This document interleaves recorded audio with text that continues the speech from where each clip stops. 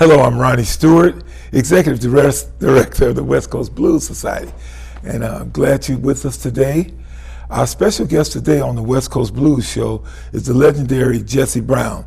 Jesse Brown's originally from, what's the name of that town, Jesse? I already forgot. Magnolia, Arkansas. Magnolia, Arkansas, yes. And ladies and gentlemen, Jesse Brown is going to be one of the recipients to be put on the West Coast Blues. It's actually the correct name, let me be politically correct. The music they played on 7th Street, Oakland Walk of Fame, it's 88 names of the legends who performed on 7th Street. And Jesse Brown just happened to be one of the legends who performed on 7th Street in Oakland, California. This was a 20 million, actually it's an 8 million, 20-year project. And this is the last half. And Jesse, we are glad to have you on the Walk of Fame. You're going to be there for eternity. And I'd like to just kind of talk to you about some of the things you've done. You was in the Air Force 20 years, right? That's correct. You're radio man, Vietnam veteran, right? That's correct. Okay, and you worked at the post office 20 years. There you go. And through all that time, all the mazes and all them obstacle courses, you was a singer, right? Right. Right. So it's different. You've done a lot of things. You've done all the local and regional festivals. And we had you in the studio the other night, and you was doing a cover of Albert King's song, and you done a great job. But it's amazing how you can do Brooke Benton, and you can do Benny King, and you can do, B.B. King. Kind of let you take the floor now. What gave you that versatility to sing like that, to sing something like a Benny King or B.B. King or Bobby Bland? What's the magic of that? And I'm kind of answering it for you, but were you church trained or you just Jesse Brown? Well, I was church trained. I was also trained by Dr. John L. Lewis. He gave me my voice culture. Mm-hmm. And so I've been singing pretty much all my life. Mm-hmm.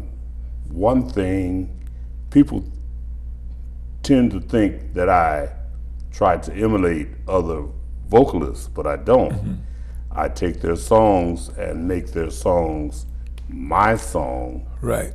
And in a lot of cases, it comes out sounding somewhat like a different artist, but mm-hmm.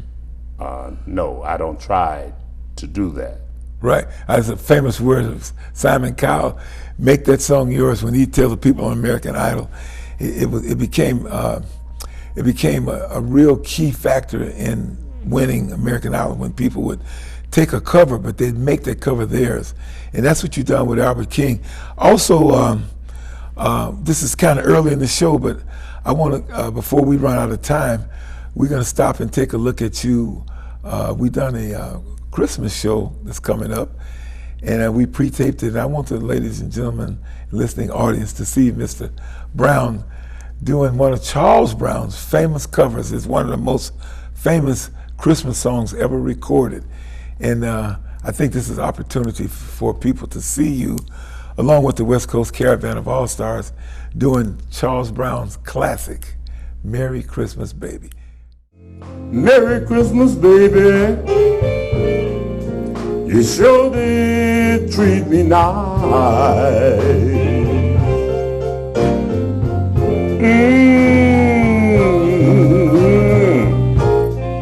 Merry Christmas, pretty baby. You sure did treat me nice.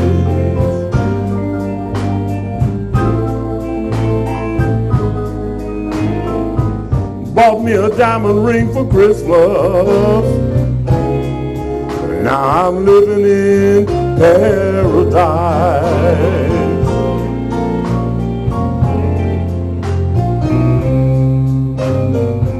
Well, I'm feeling mighty fine. Got good music on my radio.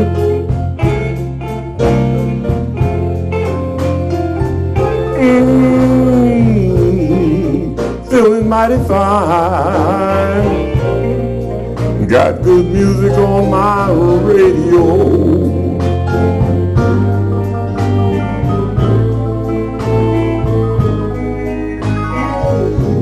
I'd like to kiss you, baby, while you're standing beneath the mistletoe.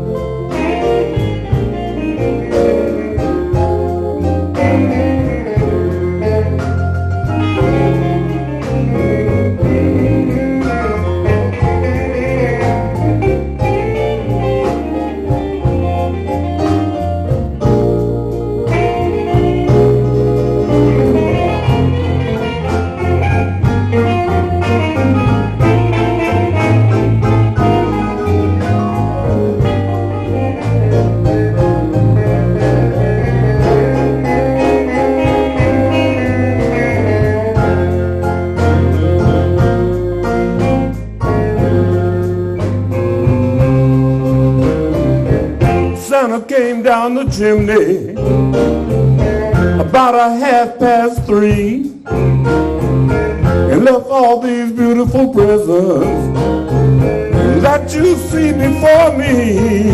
Merry Christmas, pretty baby. It's sure been good to me.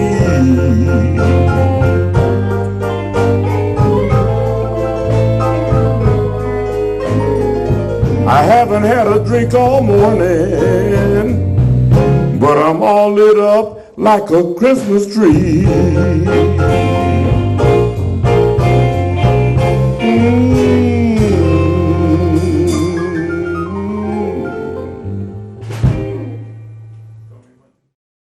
So that was you, Jesse. That was wonderful. Now, when you were singing that, what was going through your head? Was you thinking Charles Brown, or you was thinking, because singers have to sort of get in that mode to sing them lyrics, to sing that timing. What was you thinking? This is good. Actually, I was thinking about my mother around Christmas time. You know, I was too, Yeah. that song. Right. I can still see the tree. And there used to be a candy. It was like a peppermint, but it was flat, and it was sort of in a wrap, folded thing. And I know what you're talking about. It was my favorite candy, and I couldn't wait for Christmas time to come around so that I could get that. Oh, and sweet potato pie. Okay. So all that was going through your mind when you were singing that Yes, song. sir. Yeah. Yes, You know, as a musician, as a guitar player, and backing up so many singers, I can see how when a singer, just a zero sequence, when he's moving, and I can see you were reminiscing just in your body language, the way the words was coming out, and the audience just saw it. But I saw it too. I saw that whole Christmas thing and that whole creative thing come out. Because when you're trying to copy, you try too hard. But the way you handle that song with your deep, sexy baritone voice, it just flowed. And the ladies really like your voice. You know that, right? You have a radio voice. Yeah, you have a radio. Did you ever do radio or TV? No, I never have. Yeah. I've been offered jobs to do voiceovers, but I never pursued that. Well, I just kind of want to ask you a lot of other questions. You're gonna be at the at our telethon, and you're gonna be singing. And I want everybody to know, I want them to come out November 16th to see Jesse Brown from 11 to 6. And Jesse Brown gonna be singing. We might even get you to do Merry Christmas, Baby. You think you'd like doing that in November? Although, I mean, Christmas is coming. You think we can get you to do that? I'd love to do it, Ronnie, because, you know, Mr. Stewart, I enjoy dealing with you. Okay. Well, you know, we're gonna have it at 2 venues, and one of them is the old Naval Historical Museum on Mare Island. So all you listening audience, please come out, support this VCAT fundraiser, donate. We can be giving away artwork, great artwork. We can be also giving away, and Jesse can be with us, right, Jesse? Absolutely. We're going to be giving away a free performance at a big value. I can't mention the value on TV because of FCC ruling, but the value of this is a lot of money, and Jesse going to be one of the featured artist. So whoever win the chance to have us perform, they will have Jesse. They don't win Jesse, do they? Right? Yeah. Well, no, they don't win Jesse. Okay. They win Jesse singing. Sure. Okay, we're not going to give you all away.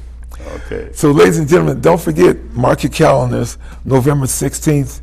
And that's right here, November 16th. And we're trying to copy off Channel 9, sort of. We're going to have special guests. We're working on some real interesting guests. So, Jesse, we can get you to sing Merry Christmas, Baby. And another thing, I want to go right back to another song we've done that was called Every Day I Have the Blues. It's a standard, Big Joe Turner. And we're going to go to that now also. You've done a great job with that. And I want this show to kind of be entertaining, because me and you running our mouth sometimes they get tired of hearing it. So we're going to jump over to Jesse Brown singing Every Day I Had the Blues, featuring the West Coast Caravan of All-Stars backing him up and with him doing his thing. Every day I have the blues. Every day I have the blues. When you see me crying, baby, 'cause it's you I hate to lose. Nobody loves me. Nobody seems to care. Nobody loves me. Nobody seems to care. Hard luck and trouble, no, I've had my share. Every day I have the blues. Lord, every day I have the blues. When you see me crying, baby, it's 'cause it's you I hate to lose.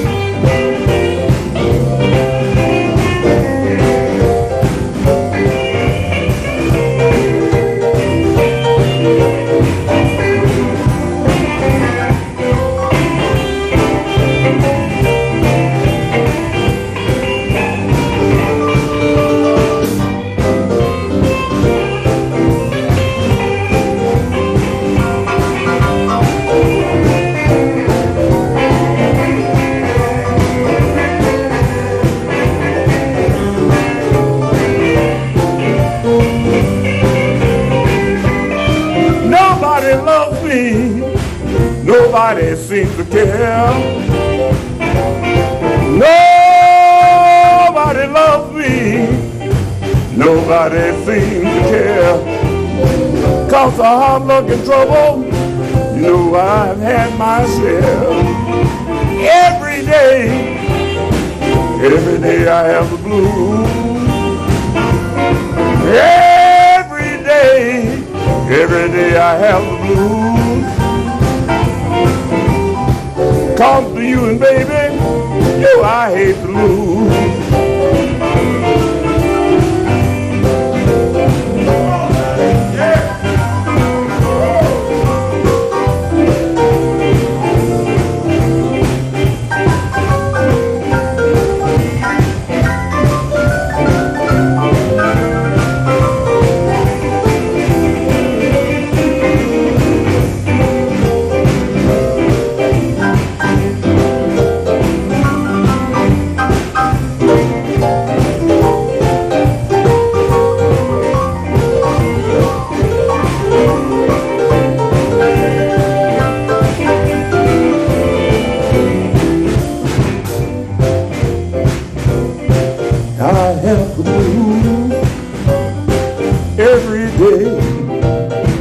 Every day I have the blues.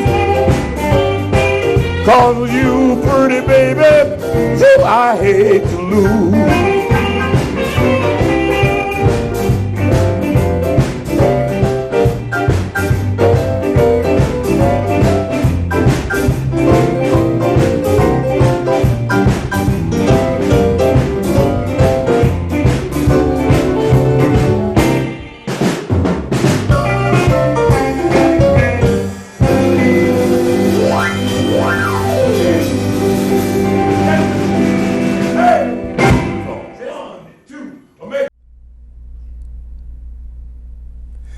So that was you, Jesse, all dressed in red and pink.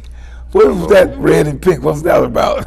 Well, yeah, it was Christmas time. You know, you got to do the Christmas thing. Okay. Yes, I'm really enjoying this, Jesse. So tell me about this. You know, I ask all my shows, I ask this. I had Lenny Williams here, and were you taught to perform, even if it's like, say, the Hayward Russell City Blues Festival versus Everett Jones Barbecue or the Lakeside or Eli's, do you put the same energy, you give the audience the same no matter how big the venue is, big or small? Absolutely. I give you Jesse. So when Jesse was at the Red, White, and Blues Festival at the Alameda County Fair, and that night he went over to the Lakeside, did you perform the same way that you did during that day? Because they told me you came and they said Jesse was at the Red, White, and Blues Festival, and he came down to the Lakeside and sang like he was at the festival. I say, a real musician put out, no matter how big the venue, no matter how small, no matter how long the venue. Well, you know, it's called stage presence, and I try to present a positive stage presence. I don't want anyone to be necessarily disappointed in Jesse's performance, so I do the best I can every time. I've been in venues that had 15 people. Right. And hey, I gave them Jesse. I give you Jesse every time. And I want to tell the listening audience the name of your band, the Caravan, the West Coast Blues Caravan. We have special guests, and some of the footage you just saw previously was Jesse with the Caravan. But I want everybody to know that Jesse Brown have a band called Jesse Brown and Purple Smoke, and Purple Smoke is getting ready to do a tour in Canada. So if you have friends or whatever, family in Canada, he'll be back on before he leaves to give him a going away show. And also, the gentleman that plays, just for the record, the gentleman that plays guitar with you, Big Bob Dion, is the one who really gave me the gift. I probably wouldn't be sitting here. I probably wouldn't have put on all the events I've done and put on and created the $8 million Blues Walk of Fame if he didn't encourage me to stay in the music and teach me all the guitar chords and showed me all the things I should know. So a shout out to Big Bob. Love you, Big Bob, and I know you're watching this because Jesse's on here, and I know Jesse called you and told you to watch this show. But we're getting close to the end here, Jesse. So again, what's next for Mr. Jesse Brown? You had talked about the Canada promotion. Well, actually, I have a engagement tomorrow, and they won't be able to see it. We're not live. I have an engagement at the California Ballroom in Oakland, right? In Oakland tomorrow. Okay, 40 Plus Club, right? Yeah. Right, and I'll be there. And then I have another one in Petaluma on the 5th, I believe, of November. So I'm pretty busy. I'm pretty busy. And I want to let everyone know that the Caravan of All Stars perform every Saturday, and Jesse Brown was the featured artist last week, and ladies and gentlemen, he was off the hook. So also, Jesse comes down, even when he's not featured, just to tell you what kind of gentleman and a real musician. He comes down and give us a hand. He sit in, he waits politely, and he's not like the other artists. Man, call me up. Jesse waits. And sometimes I forget to call Jesse up, God forgive me, and Jesse will leave, he stay long as he can. He won't be outside waiting to beat me up. You know, he's just leaving. I said, Jesse, wait out. He said, well, I have to go. But a real musician, Jesse's from the old school. Tell us about 7th Street. You know, you're going to be inducted on 7th Street. Did you know, I think you mentioned that you actually knew the godfather of 7th Street, Slim Jenkins. Absolutely. Wasn't he your godfather, Esther? I knew Slim. I knew Esther Mabry. She was my godmother.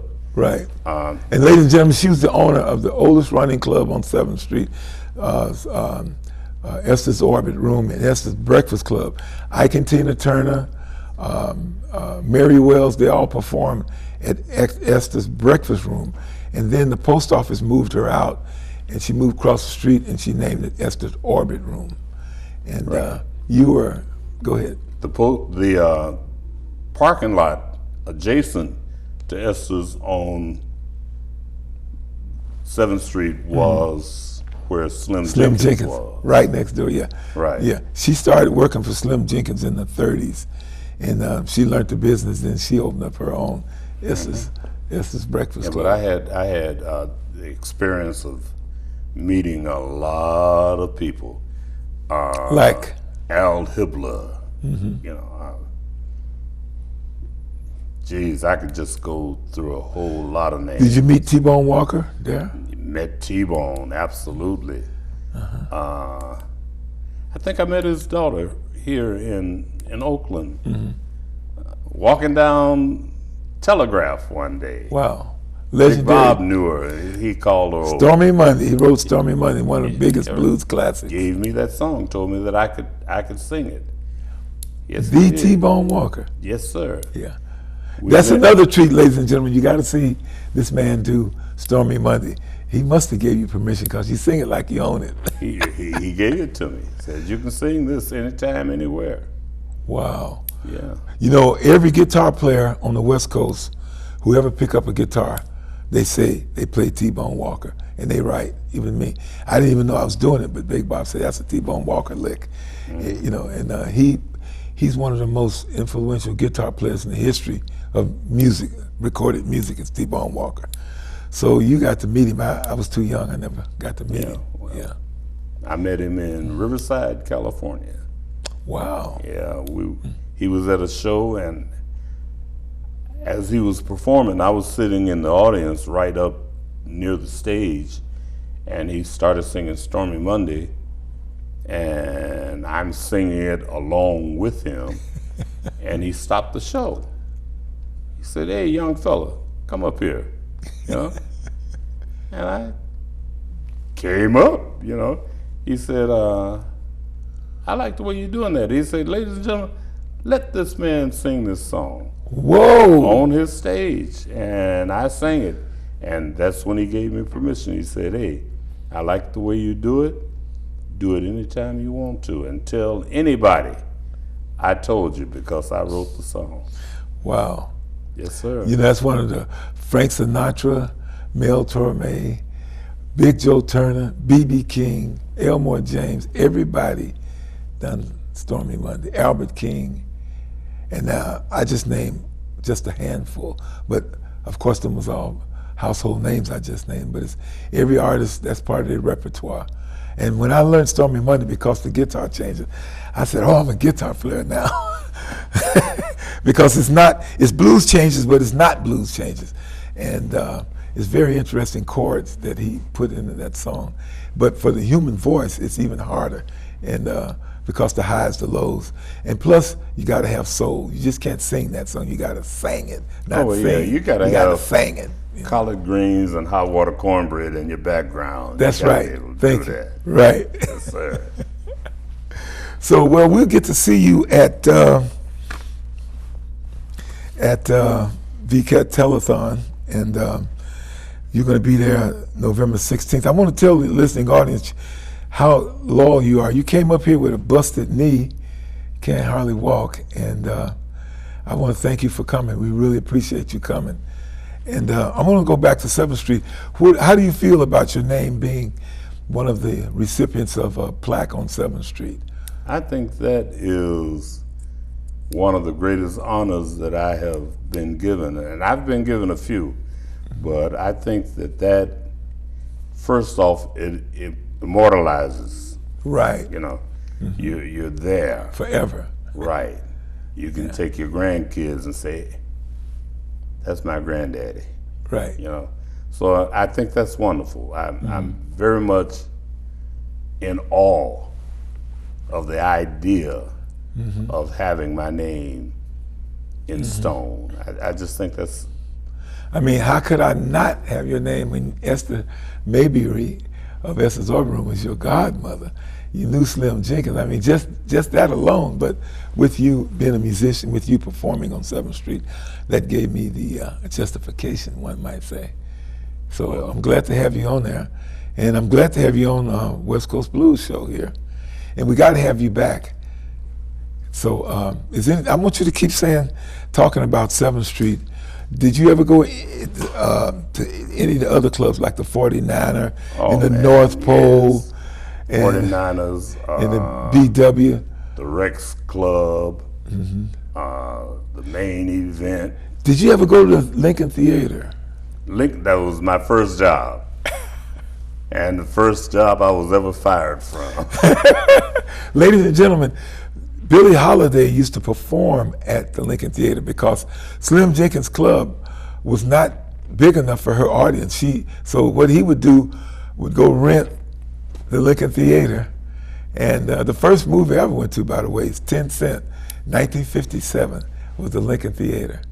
And we thought we was doing something. And we went to school and we said, we went to the Lincoln Theater. They said, oh, 10 Cent show, and they was laughing at us. So because downtown they had the Rex and the Paramount and the T&D and the Fox, and they were like 25 cents, 50 cents, but we couldn't afford to go downtown. So we thought we was bragging. I was in like the 3rd grade, and they said, you go to those nasty Lincoln Theater. If you went to the Lincoln, I might have been the one who sold you tickets. Probably. Yeah. Yeah. Yeah, it had a terrible reputation. I know. They said they had rats. Thank God I never saw no rats and rodents, because I'd have never went in there. Well, but I don't want to talk bad about the Lincoln, but some of that was true, okay? I finally met the Martin family, one of the families who owned the Lincoln Theater. And one of our singers who passed on, Teddy Bluesmaster Watson, he was the first African-American to be able to run a projector to Lincoln, because it was a union and they didn't want no blacks running the projector. And the guy owned it said, you're not gonna tell me what to do. And they said, we're gonna picket your theater. He said, okay, fine. I have all the neighbors, all the black people here picket you. So they didn't want.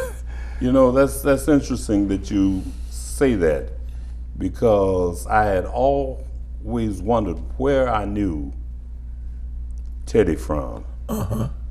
The Lincoln Theater, projectionist. He had me up in the projection room, showed me how to operate and thread the projectors and look at the screen and see the little white dot on the end and let you know when to switch cameras and all that. Yeah, that's where I met Teddy. Wow. Yeah, I was about 16 years old. The late Teddy Bluesmaster Watson, ladies and gentlemen. Yeah. That's interesting. Right. Wow. It is, until you just now mentioned that. Wow, all this time you've been around Teddy, all these years. He passed on last year. Right. Wow, that's a shame. Right. Wow, small world. Interesting. Yeah. So again, ladies and gentlemen out there in TV world, thank you for listening to VCAT. We always want your support. Go online, donate, so we can have artists like Jesse Brown. We plan to have a lot of other great shows. And don't forget, November 16th, VCAT Telethon. We'd like to thank all the staff and all the people at VCAT, the board, all the camera people, this intern here. And we're gonna be signing out. How much time we got? So Jesse, what we're gonna do is we're gonna go out with you singing Every Day I Had a Blues. So we can sit here and just roll on out with you doing that. Goodbye, thank you, and we'll be seeing you. I'm Ronnie Stewart, Executive Director, West Coast Blues Society, signing out. Special guest, Jesse Brown. I hate the blues. Nobody loves me. Nobody seems to care. Nobody loves me. Nobody seems to care. Hard luck and trouble, no, I've had my share. Every day I have the blues. Lord, every day I have the blues.